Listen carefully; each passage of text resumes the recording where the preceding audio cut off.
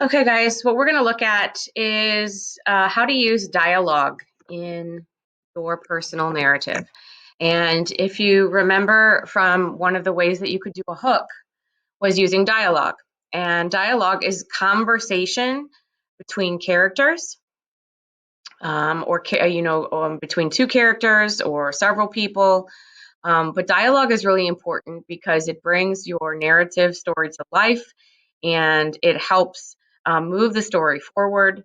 And dialogue should be used at kind of really important parts of your narrative.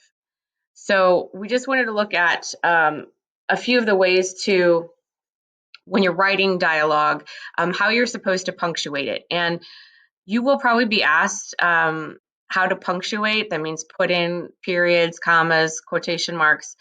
This is something like a question that's on the ACT a lot. So we kind of want to be familiar with it.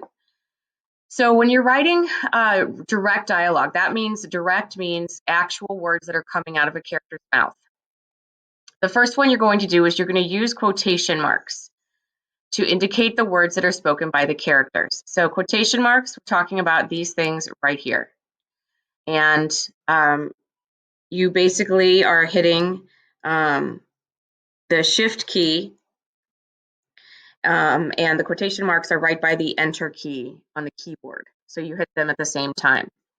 So when somebody is speaking, you are putting quotation marks around exactly the words that they are saying. And you'll notice here that there's an exclamation point and it's inside the quotation marks, and there's a period here. So when we have a sentence that is starting out with a quote, but then kind of ending with who is speaking it, that's how you would punctuate that, okay? So quotation marks, the speech, if there's a question mark or an exclamation mark, close the quotation, and then a period at the end. You don't put a period here if you are continuing your sentence. You always need to begin a new paragraph when the speaker changes. So that means you could have a bunch of single lines in your narrative, but that tells the reader that there are different people talking. Okay, so here's an example. I am coming home, Sue announced. I'm really tired and can't work anymore. Okay, I think you should do that, her husband agreed. So notice there are two people, okay, speaking to each other, and each person's quote or each person's dialogue is on a different line, okay? And that's really important to begin a new paragraph, a new line when the speaker changes. Rule number 3 is just to make sure the reader knows who's doing the talking.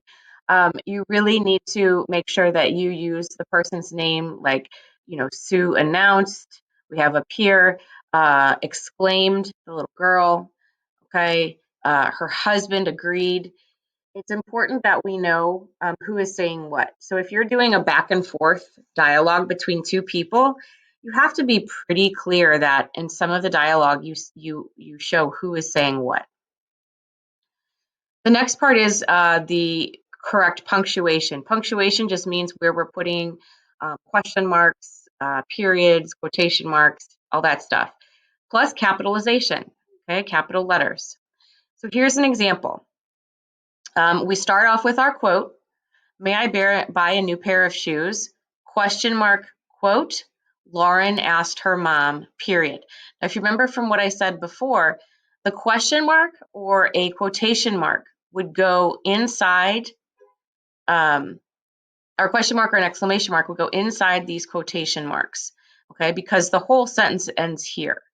This is just the question. So you only want to punctuate the question, okay? You still want to put a period at the end of the sentence. You wouldn't want to put a period here. The quotation marks are outside the end punctuation of the quote, and the rest of the sentence has its own punctuation. This is the rest of the sentence that has its end punctuation. If the quote is not a question or an exclamation, use a comma and not a period before the second quotation marks. So if you're writing a sentence where it's just a straight quote, I bought a new jacket yesterday, Tammy said, you are going to put a comma, quotation marks, and the period goes at the end, the outside. Okay. There are other ways of doing quotations, kind of like splitting them up and having an interrupted quotation. And if you're interested in something like that, I can help you do that. But I want to make sure we just have the basics of how to put dialogue into your narrative and how to punctuate it correctly. The other thing I want to bring to your attention is we want to avoid using the word he said, she said, they said over and over again. Using the word said too many times in dialogue is boring. Okay, it becomes boring. And it doesn't really capture what's happening in the dialogue. So you want to try to capture the feelings and the emotions of the dialogue with alternative. That means other choice words, the word said. And I've got a list here that you can look on, and it's alphabetical. All right, and these words all mean something. They don't all mean said, but if you wanted to say, instead of saying somebody cried, you could say that they bawled. If you wanted to say someone said yes, you would say they affirmed. Or if somebody's telling a secret, you would say she confided. Okay, and so some of these words, you may have to look up the definitions for. You may need to ask me, but these are just some ways to kind of help you come up with other alternatives to using said. Like if somebody is laughing, instead of if they're laughing while they're speaking, he laughed. Okay. These are some good words too. Mumbled or muttered. Those words mean like somebody doesn't talk very clearly. Okay. Um, let's see, proclaimed is when somebody gives a statement about something and says something.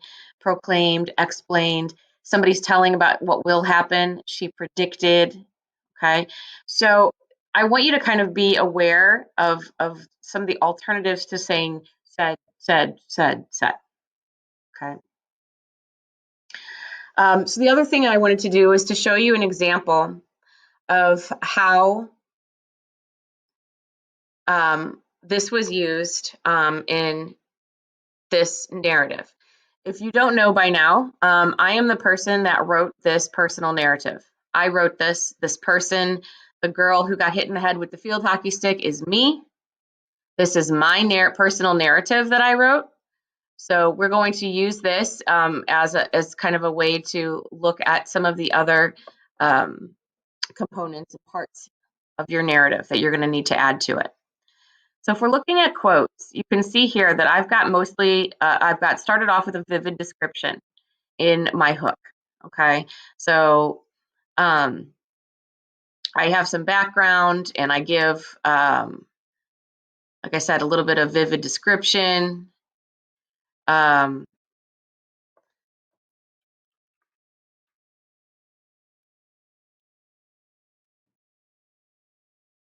Okay, to start my vivid description to start my narrative. So, and I'm giving some descriptions as to what I'm doing. There's not a whole lot of quotes until I start getting to a real exciting part of the story. Now, you don't want to use dialogue to talk about boring things, okay? You want to use dialogue where exciting things are happening or people really need to know what's going on. So here's the part where I'm dribbling down the field. I shoot the ball. And here it is where I'm yelling. I yelled cross paths to her. So here's an example of my dialogue.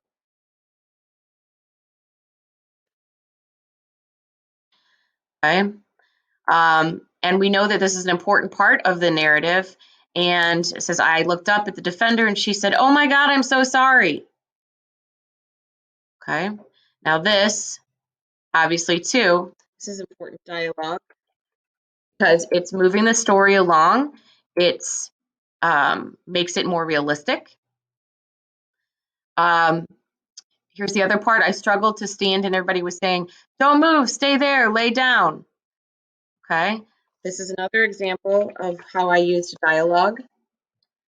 to show the feeling that was happening there. Everybody was like being very, very kind of excited, and there's exclamation marks because it was serious. My coach looked at me and said, "We called the ambulance. Your mom should be here soon." Okay, it's another example of how I use dialogue, so we know kind of it's moving the story forward. And here's an important part where I use dialogue is a conversation between me and my coach. I asked what happened, and my coach said, when you tried to go around the other player, she raised her stick too high and caught you on the side of the head with it. Okay, so this is an important example of using dialogue because it's kind of clarifying and explaining what happened. Okay, and um, I use the dialogue at the very end where I'm talking to my teammates again, and they're like, "Aren't you going to get a new stick? It's got blood all over it." Okay, and I use this whole last part here as a dialogue to kind of show the ending of the story and what I learned from the story and how it's kind of like has been a lesson for me.